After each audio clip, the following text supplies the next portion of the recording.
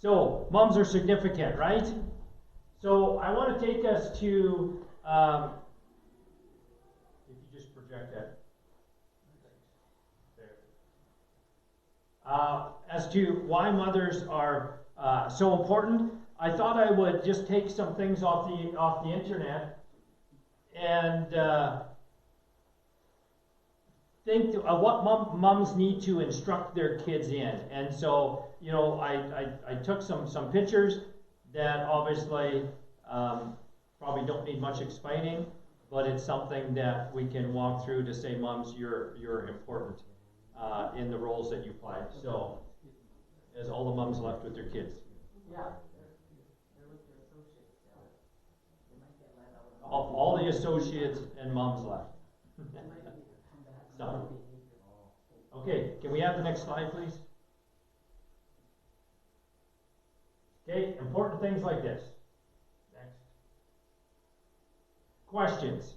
Kids have a lot of questions.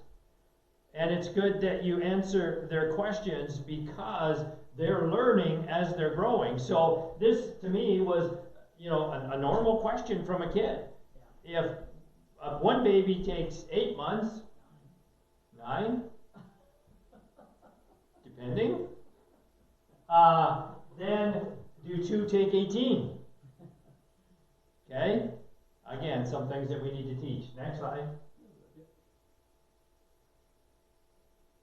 How about some practical things? I don't understand why they have to put signs on things like this, but for some reason somebody thought a sign needed to be made. So, shallow water, no diving. Okay? Or dive at own risk. Okay? Next one. Even as simple as how to properly use an umbrella. Okay? Next one. How many of you know using a pen to hold your hair together isn't always the best thing to use? They're showing you that it works in an emergency. It works, and you get a tattoo at the same time. Okay? So make sure you have a Bic that you can click or whatever, so you can take the thing out. But again, these are some things that happen. So practical things that you might want to think about before you do them. Okay? You can see what's wrong with that picture. It's a slow cooker or a rice cooker or whatever. They put it on the stove and turn the stove on and burnt the bottom right out of it. Okay, so obviously not reading directions has results. Okay, teach your kids to read directions because some practical things don't always work. They just thought it was another pot or whatever that you put on the stove, right? It doesn't have, I don't know why the cord would be there then. But a lot of those have a detachable cord, so maybe they didn't even see it. But again, those are some things that can cause real problems. So, next one. How about this one? Don't stick your head in small places. It could be dangerous. Okay, there's the firefighters there to help get her out. It might seem good at the moment, but not all good decisions turn out to be good. Okay, it's like here in Canada, the old saying is don't stick your tongue to anything metal in the winter, right?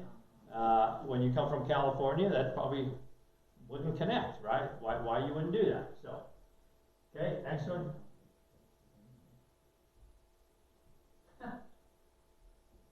Again, if we have to put signs like this up, what is that telling you who you're trying to communicate that to? Well, someone who doesn't understand peanuts may contain peanuts. I don't know why. Somebody felt there needed to be a sign, I guess. So who's the one that's really at fault here? The one that made the sign or the one that has to read it to really find out there might be peanuts in the product? Okay, next one. Somebody felt they had to put a sign above a urinal, do not drink this water. Okay? I don't know if you've ever been out and about and seen signs that are just like, why would you put that there? Why would you need to? But obviously, there's some that are like that. Okay, we got to make everything plain for everybody. Why? Some people might not have been taught properly. Okay, is there one more? No. Okay, just hold that on for a second. You go back up one. So, getting into honoring moms, it's important for moms to teach their kids what they need to have or do through life. Okay, and as we just looked at some pictures that show that, and if you want your kids to function well through life, then this is some of the things that you should be teaching them. There's an old saying that God couldn't be everywhere at once, so he made mothers. Okay, this statement may not be theologically correct, but it does convey a right attitude towards motherhood. Moms fill a place in our lives that no one else can fill, as God does as well. I remember seeing a cartoon once with a little boy who was talking on the phone, saying something to this effect. That's right, Grandma. Mom's out of town, so me, Dad, and Tommy, and Sarah, and Fido are here all alone.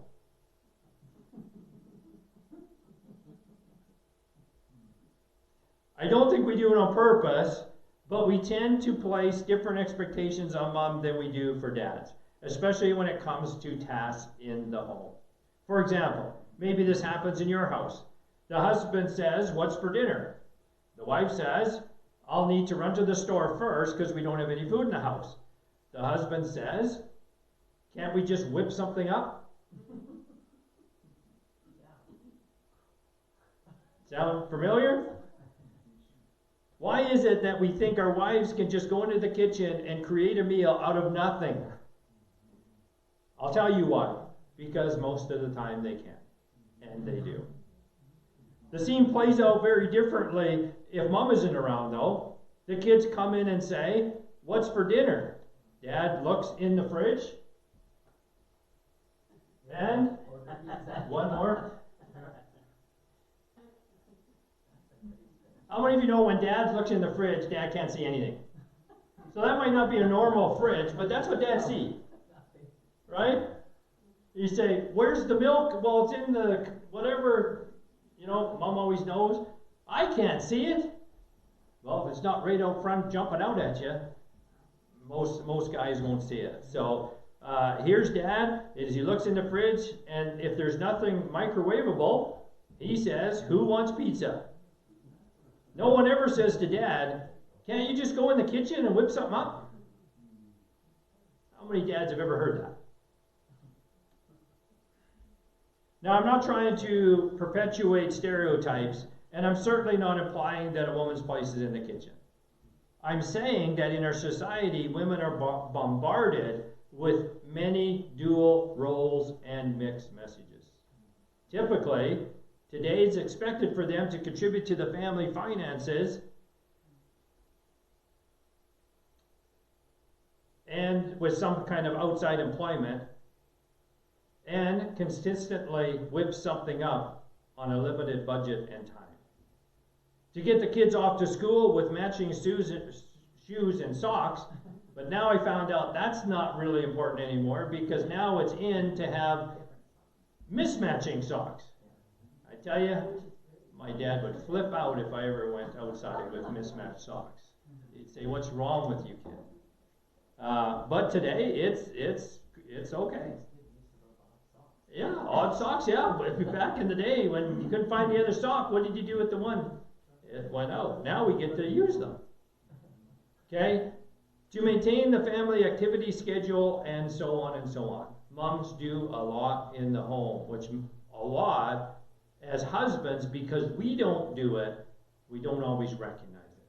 So it's as much today as husbands to recognize, as we watched the video earlier about the job that moms sign up for, And I wonder if there was that when you're going to have a child, this is what you're signing up for, how many moms would have a child and say, this is it. But for us dads, we need to stop and think about all the things that they do.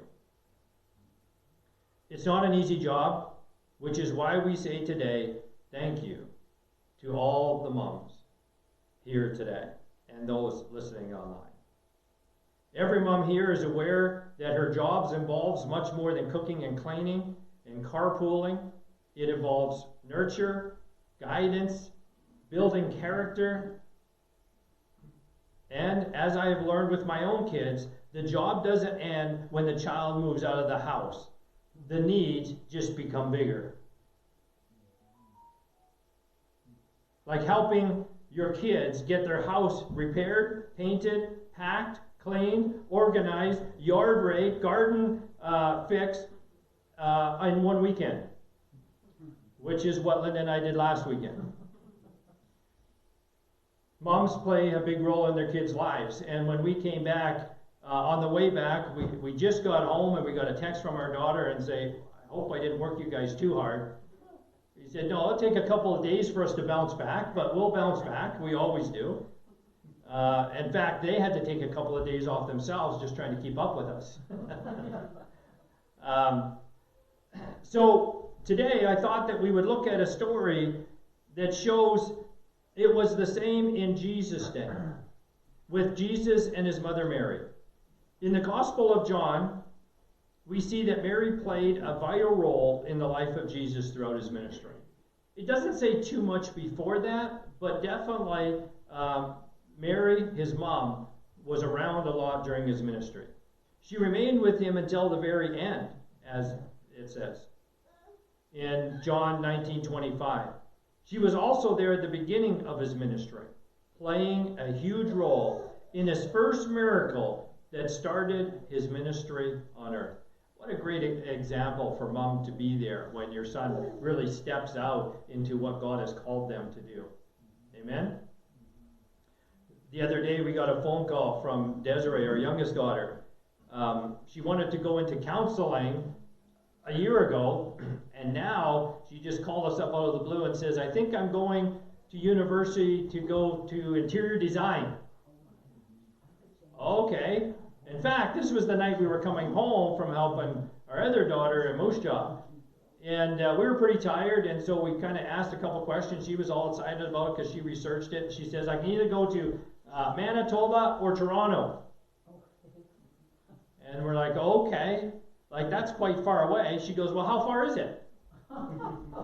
So she had to Google it, and when she found out how far it was like, oh, okay, well, that's another part of the decision that has to be made. But, you know, you never want to discourage your kids from thinking outside the box and doing what God's called them to do. So we try to encourage her in that. If that's what God has called you to, then we want to 100% get behind that, no matter where it is. Because we want you to be in the will of God. But sometimes some kids need a little nudging. How many of you know that? Okay, you've heard the story. Jesus and his disciples attended a wedding, and this is found in John 2 is the story. And so they attended a wedding in Cana of Galilee. Mary was there too, which tells us that it was probably an important wedding that was either part of the family, relative, or someone very close to the family, because everybody was coming to the celebration. But the Bible doesn't say whose wedding it really was.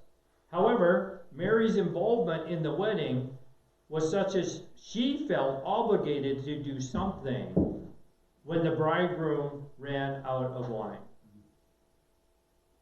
So obviously that tells us it was someone very important to the family. And I wonder why Mary sort of stepped up to the plate. It doesn't say that anybody else did. You know, we ran out of wine, or run out of wine, and that's just kind of the end of the story, but it wasn't. Now Joseph isn't mentioned in the story, or in any of the stories about Jesus' life after he was young, which probably goes into that Joseph had already passed away by this time, is what we assume. It doesn't say that, but it's what we assume. So, the wedding in Palestine were a cause for great celebration. They were feasts that lasted several days. How many would like your wedding to last several days? What a obligation that would be on the bride's family or bridegroom's family that hosted that or had to put that party on, right? I don't know where everybody slept that come from out of town, and did you have to arrange all that and all that type of stuff. So, but it was a crucial part of the celebration of getting everybody together. And part of that celebration was that you needed to have abundance of wine. Okay, now just let me say, for everyone, this wasn't because everyone attending the wedding wanted to get drunk. Okay, that's not what it was about. It was about family and friends getting together and celebrating a significant event. In fact, drunkenness was considered a social disgrace at that time. So that's not what it was about. It was just something that they drank while they ate over days. So their social custom required that there be plenty of wine for everyone. Hospitality was revered in their culture. Running out of wine would have been humiliating for the wedding hosts. Right? It'd be like inviting someone over for dinner and running out of food before everybody got served. Like in our custom, that wouldn't be good. How many of you remember the one Christmas banquet that we had way back in the day, and we had hired somebody to cater it, and we ran out of food before everybody got fed? I remember running out to the store to pick up food so it could be made, and as quick as possible. So it was instant potatoes, pre-cooked turkey, or whatever it was, and trying to put that all together so that everybody could be fed. Let me tell you, not fun. So the planning is integral, right? And I don't know if they thought fewer people were going to come to the wedding, but more showed up than what they thought. How many of you know that happens sometimes? Okay? And so how do you prepare for that? Well, you've got to have the game plan. And obviously, whether they could afford it or not afford it, we don't know, but it was the situation where they ran out of food, or out of wine. So, when the wine started to run out, Mary came to Jesus and said, and here again, get the picture. First off, why is Mary taking the responsibility on? Secondly, she had other kids there. Why did she go to Jesus? Okay, just some things the Bible doesn't tell us why to answer either of those questions, but those are questions that we can sort of ask. But Mary comes to Jesus and says, they have run out of wine. Now, if you're at a celebration and maybe it's a close friend or family member or whatever, and somebody comes to you and says, they've ran out of wine or ran out of food, what would your response be? Yeah, maybe what Jesus' response was. Jesus' answer may have seemed almost rude if we didn't read it in context, because he said, dear woman, why would you involve me? My time has not yet come. So just think about that for a moment. There's a lot in that statement. First off, Mary comes to Jesus. Why Jesus? Jesus asked that question. Why are you coming to me? And then he says, why involve me into this matter? Because this matter really has nothing to do with me. I wasn't part of the planning. It wasn't up to me to provide the wine. So why are you bringing this problem to me? And then Jesus goes on to say, my time has not yet come. Think about that transition for a minute. Mary, why are you coming to me? Why is this my problem? And then, my time has not yet come. So you get to see a process of the way Jesus is thinking, correct? In the King James Version, it sounds even more harsh than that. It says, "Woman, what have I to do with thee? My hour has not yet come." Or in the New Living Translation, it says, "Dear woman, that's not our problem." Jesus replied, "My time has not yet come." So again, depending on the translation, but you sort of get the gist of it. Jesus was saying, "Not my problem. Why are you bringing this to me?" And then he realizes, you're asking me to do something that I know I'm capable of doing, but it's not my time.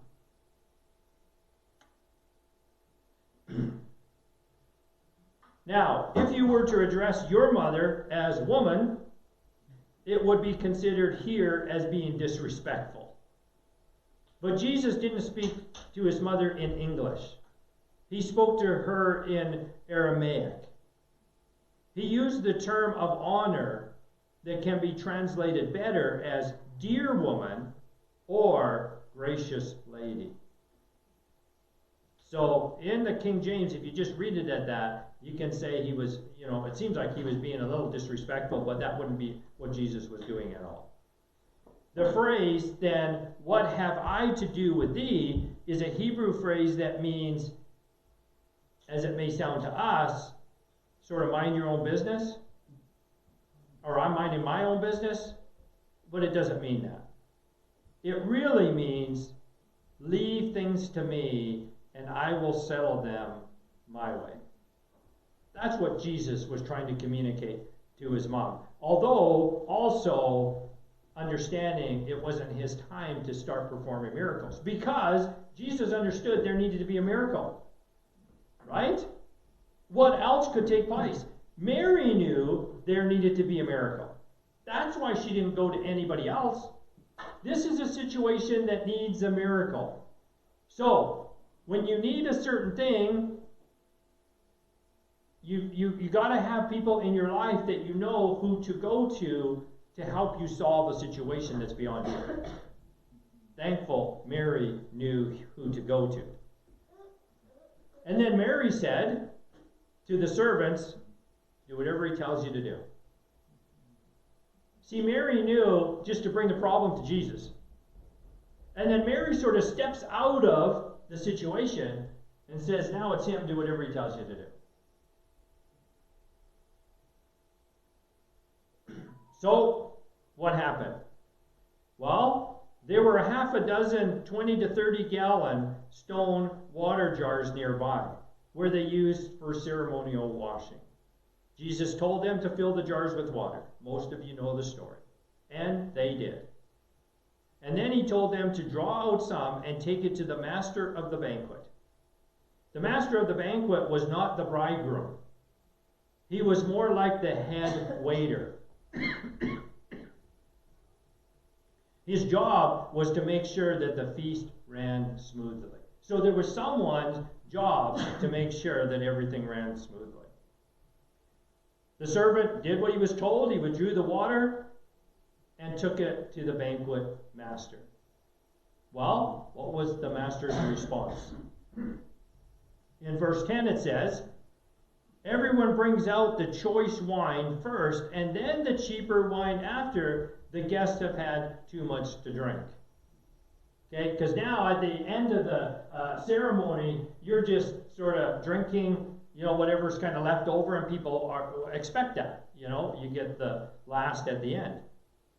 But he goes on to say, you have saved the best till now. I like what that represents. Jesus is the best that you can have, and everything he does is the best. See, Jesus could have created the same wine they previously had. Could he have not? Could he have not created a juice that was less flavorful or whatever? It was still something for them to drink, but maybe just watered down because they added too much water. Could have, right? But he didn't. It was the best wine that they had tasted.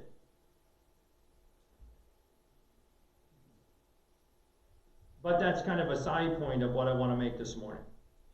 And as we look at the relationship today between a son and a mother, I want us to look at maybe 3 things that a mother and children can learn from this story.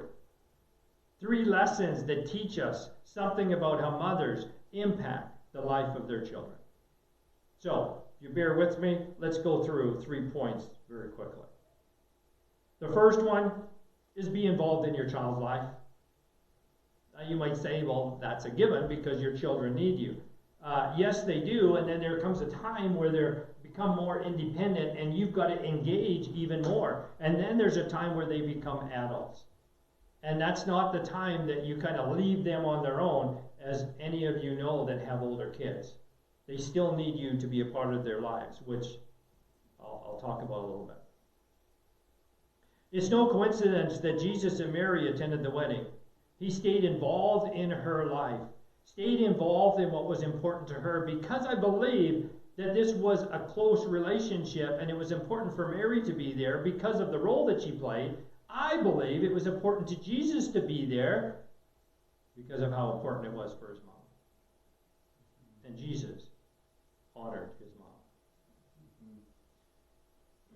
Even after the wedding, and as Jesus went on to ministry, they continued to spend time together. It doesn't talk a lot about it, but it always says Mary was there. Parents often joke about getting the kids out of the house and sort of out of their hair forever. And kids often joke about getting out from under the parents' rules.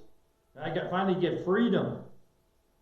Like when George Burns, who is a famous comedian actor, some of you may know him, he said, happiness is having a large, loving, caring, close-knit family in another city.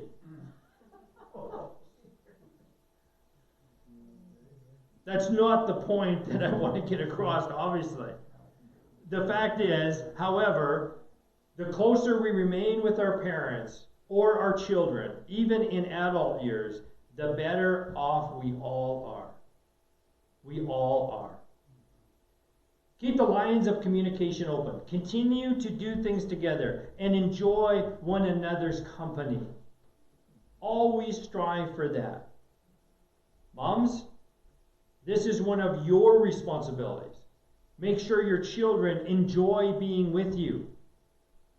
How many of you know some kids don't enjoy being with their moms or with their dads or with the family? But we can change that. Just as you tried to brighten their day when they were young, just as you nurtured and comforted and encouraged them back then, continue doing it today. I hear so often seniors say to me, well, I've just got nothing to offer. I say that's such a sad way of thinking about things. You've got so much to offer because you've been through so much, and you must have wisdom and experience that you can pass on to others so they don't have to repeat the same mistakes you've made. That's the gift about hanging out with parents and older people and grandparents and that type of thing. We get to put in to the next generation to be better, to make less mistakes than we made, hopefully. So never give up in doing that. I say this because you do have the power to do it. More than anyone else, you can brighten your children's day just by being active and present in whatever they're dealing with or going through. The other option is to do nothing and drift apart. I would say that's not an option. That shouldn't be an option we should ever take. Let me just reinforce it with a story. A man called his mother to ask how she's doing. The mother replies, not good. Why? She says, I'm weak. He asks, why are you weak? She says, I haven't eaten for 32 days. The son asks her, why in the world haven't you eaten for 32 days? The mother replies, because I didn't want my mouth to be full of food in case you should call.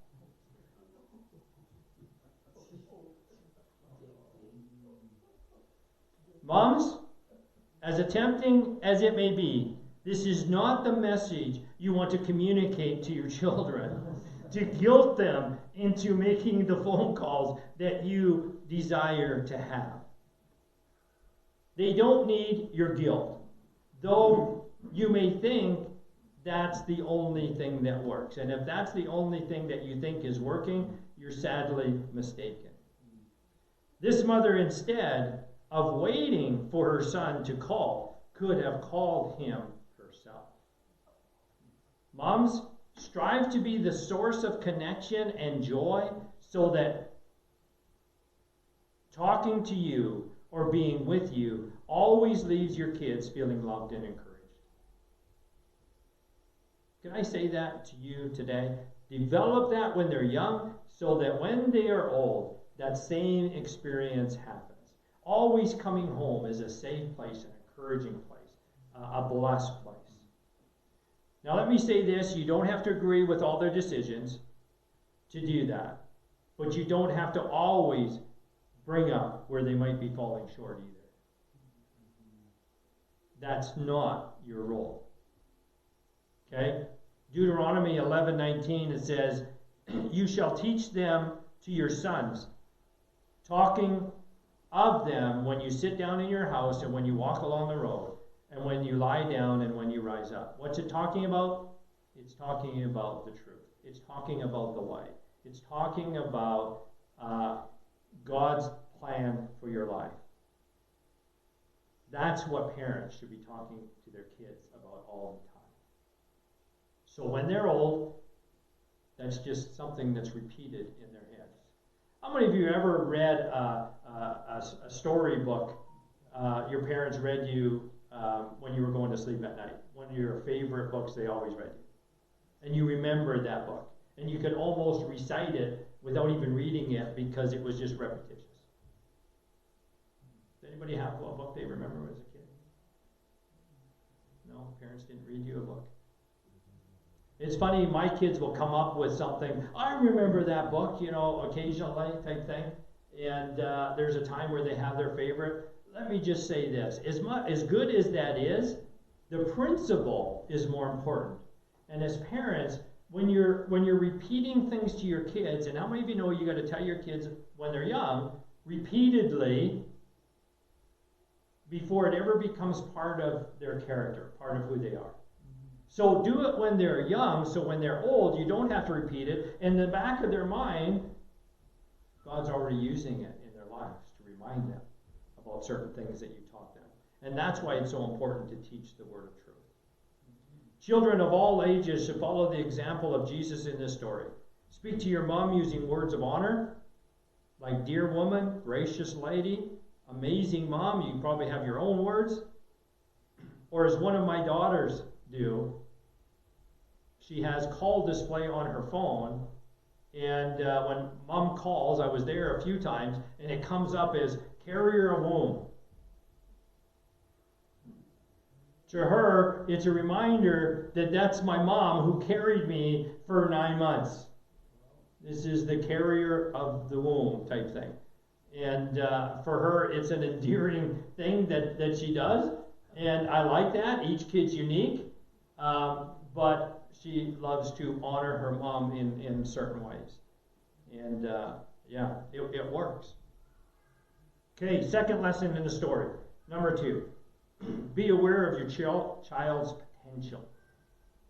Always be aware of their potential. Problem with some parents is all they see is where they fall short. And they're always reminding their kids of where they fall short. How many of you know, if you keep reminding somebody about something, they'll begin to believe it over time? That's just who they are. So you want to see their potential and continue putting in that potential. A story of a pastor who had a business meeting to attend involving some serious negotiations. So he asked his friend Don to attend the meeting with him. His mother later asked the pastor, "Why did you want my son to go with you? What does he know about your business?" Well, Don had an MBA. How many of you know what that is? Master of Business Administration. Now here was a mother that didn't know her own son's degree or knowledge or experience in what his life was really all about. He was the perfect one to go and help this pastor negotiate what was needed. The mother had no idea. Why would you ask him? What does he know about your business? Fortunately, moms like Dawn's are in the minority. Most mothers swing the opposite extreme. And that's a good thing. Most moms believe their kids can do and accomplish anything. That's how moms should see their children. But remember, we all have our limitations, and children all have different talents given by God. Now, I know that there's the extreme that, you don't want to be talking about all their negative or their faults or whatever, and you want to encourage them in life, but we can do some harm if we think that they're superstars as well. And we put that just into them because when struggles come or difficulties come that they can't overcome, then they get so defeated that they stop trying anything. Okay? So it's about being realistic, be encouraging, be supporting. But again, help them be directed in their giftings. Because how many of you know each person has different giftings? We're not superstars in everything. None of us are. And that's why we need one another. But find the qualities of your children and bring those good qualities to the surface. A mother should know their kids' abilities and giftings. So, let's go back to the story. When the wine ran out, Mary immediately approaches Jesus because she knew that he could do something about it. If anybody could, it was Jesus that could do something about it. She knew her children. She knew each one of them probably had different abilities and skills, but this one required Jesus. In the story, you get the impression that if she hadn't mentioned it to Jesus, the wine would have just ran out and the family would have been shamed. Because no one else knew what to do or who to talk to about it. There wasn't the grocery store that you could just run down to get more wine.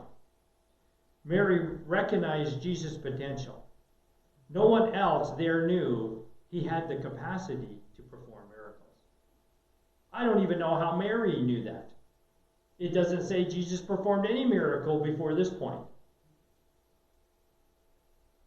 But Mary knew something that nobody else did, because she was Jesus' mother. Not even his disciples were fully convinced until after the miracle occurred.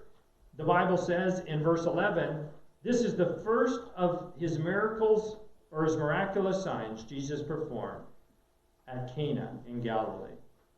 He thus revealed his glory, and his disciples put their faith in him.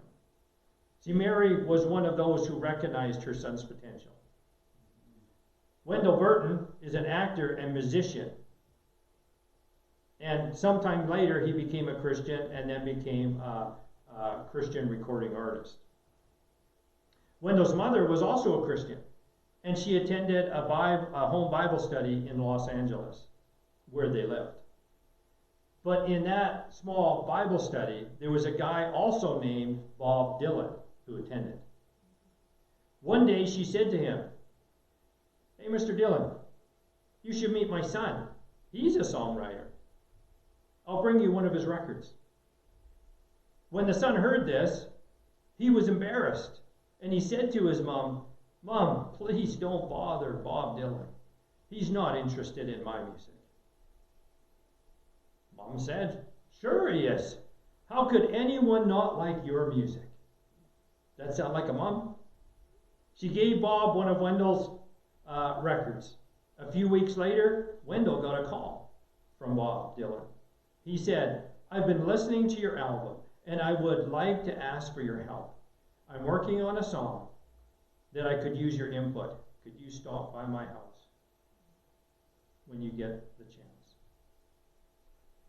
Wendell said, "Only a mother would assume that Bob Dylan and I are on the same level as songwriters." this kind of mother every son and daughter needs. A mom that recognizes her children's potential even before anyone else has a chance to, even them. Right? In Exodus 2, verse 1 to 2, it said, about this time, a man and a woman from the tribe of Levi got married. The woman became pregnant and gave birth to a son. She saw that he was a special baby and kept him hidden for 3 months. Most of us know the story. Do you know who that was? Moses. I don't know. I think every mother sees every kid as special because I think they are. The Bible says they're a gift from God, but God had a special purpose for this young man. And moms need to see the kid's potential. Moms, look for your children's strengths. Remind them of the good that they can do. To children of all ages, I say, your moms will see things in you that others don't see. She may see the potential that you don't know exists. So, listen to her. Listen to her. Sons, listen to your mother. Daughters, listen to your mom. Because they have something to offer that no one else has and no one else may see. The last thing, be willing to let your child do things themselves.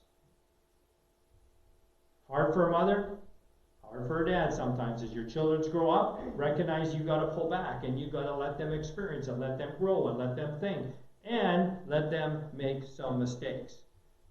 Because when they're little, the mistakes are easier to fix. When they're older, they're a lot harder to fix. So you want less mistakes when they're older, a few more when they're younger. That's okay. So parents, be patient with your kids. Mary told Jesus about the wine. She told the servants to do whatever he said.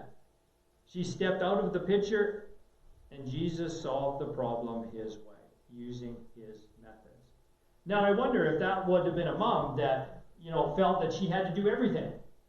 And she would say, well, Jesus, I think we should do this. I think we should do that. I think this should be done. I think, that should be done. Someone should run to the every neighbor and see if they've got any wine, and we'll just pool it together. And, there could have been lots of solutions. But the mother knew when to step back and say, just listen to whatever he has to say. Moms, do you know when to step back? Do you know when to let your kids make the decisions and risk that it might be the wrong one? Hope it's the right one. Trust it's the right one. And if it happens to be the wrong one, then you're willing to step in and help them solve the problem. That's how people grow. In reading this story, we have an advantage Mary didn't have. We know what ultimately happened in the story. Jesus performed a miracle. Mary didn't know that he could. She just assumed. She believed in him. And Jesus performed this miracle and many, many more from beyond that. See, I love the fact that Jesus said, Mom, it's not my time. But because he wanted to honor his mom, he stepped up to the plate, and God honored that. That's a big part of the story, isn't it? He taught thousands how to live God's way by honoring his mom. Not only did he do that, he then died on the cross for our sins, paying that price that we could not pay for ourselves, and then rising on the third day to give us victory over sin. We know this now, but Mary didn't know it then. She didn't know any details of the upcoming events of Jesus' life. She didn't know what this would spark, what this would entail, how this would change everything. But she had faith. She also knew that Jesus was no ordinary son. She knew that she had to let him do his work his way. So she said to the servants, do whatever he tells you to do. As I said, Mary didn't try to tell Jesus how to perform the miracle, although a miracle was needed. How to be the Messiah. She never told him that. She let him make those decisions on his own. Why? She didn't know how to do it either. Every parent must learn to step back and allow your children to make their own decisions. Sometimes they'll make the decisions you don't agree with, decisions you don't understand, but you have to be willing to let them do it for themselves at certain times. That's when a mother really learns how to pray, how to trust God. A friend of mine, a growing man in his 20s, married with three children, said to me one time, "If I grew my hair long, my parents would never let me hear the end of it." I understand what he's saying. I understand having parents that have a certain perspective, a certain viewpoint that they can't break away from. And if you don't fit that mold, you don't get their acceptance. You don't get their approval. All I would say is that's not a way a child should have to, in their 30s or even in their 20s or even in their, maybe even in their teens, have to live with. You have to meet our expectations in everything before you get our approval and support. That's not what we should model. Moms, remember this. While it is important to stay involved in your child's life, it's important also to step back and let them make their own decisions and decide their own path with God's help. Teach them to follow God as you follow God.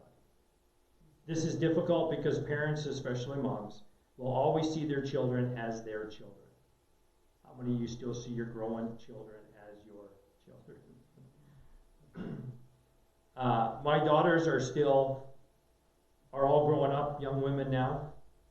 But to me, they're still the little girls that I held in my arms, that I brought home, that I allowed to paint my toenails, that I allowed to put Bretts in my hair when I had hair, that I allowed to dye my hair and my mustache one night when they were dyeing theirs. And when they had some leftover stuff, they said, "Dad, we should try some on you." Well, let me say it didn't go well, but that's another story for another time. You just ask Linda how she woke up the next morning. It's the same with most moms. When they show the picture that they have of their children with people they randomly meet, how many of you do that with your kids? You start talking about your kids, you say, "Let me show you a picture." But how many of you have an up-to-date picture? It's usually this picture. It seems to always be the picture of the family reunion taken with Uncle Ernie's at Uncle Ernie's farm. And then you proceed to tell her, "That was 20 years ago. I don't even look like that anymore." And you're showing people that that's me. And mom would usually say, "Well, you look the same to me." That child will always be your child, but you have to step back and let them make their own decisions at a certain time. You have to be willing to let them do things their way, to make some mistakes in life and learn from that. It doesn't mean that you're not involved. It doesn't mean that you don't care. It doesn't even mean that you trust their judgment completely. What it does mean is that you recognize their responsibility and that they're old enough to make their own decisions, and let them grow and be who God made them to be. Give them to God. Let God shape and form them. So let me conclude with this. We see from the story that a mother never stops being a mother.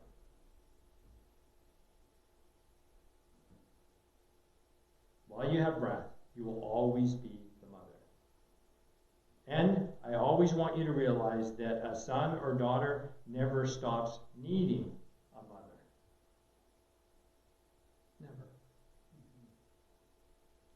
When your child was little, you were the main one who could offer the kind of love, nurture, and encouragement and support that he or she needed. And thank God for that. Now that your child may be fully grown, remember, you're still the one who can do all those things the best, because you practiced it. Moms, you are the best. So, He or she no longer lives at your house, but you're still needed. Don't ever think you're not. Don't ever think you've been replaced. Don't ever think someone else has stepped into that role. You will always be the mother. Your children need you to be involved without being intrusive. How many of you know there's a big difference? Be involved, but don't be intrusive. They need you to recognize and remind them of the potential that they may not be able to see in themselves, no matter how old they are. And they need you to stand by them as they make their own way in life. Through all the failures and successes that they will have, you will always be their mother. That's why I always remind my kids that I will always be their biggest cheerleader from the sidelines. You go do life. When life gets hard or difficult, or even through all the successes, I'm going to be there to cheer you on. A couple days ago, Brandon sent me a video, his mom and I. Glad he's in New Zealand doing this, but he's always wanted to skydive. And sure enough, he talks his girlfriend into it, and they're jumping out of planes, and he went skydiving. And there's a video of him, I forget how many thousands of feet, 13,000 feet or something, that they jumped out of a plane. I said, I might have done that when I was 20, but I ain't doing it today. I said, the only way you get me that high is through the rapture. And I'm looking down and trusting God with everything that's below me. But he did it. And his mom's like, oh, I'm glad you didn't tell me you were doing that at any specific time. She'd be praying like crazy.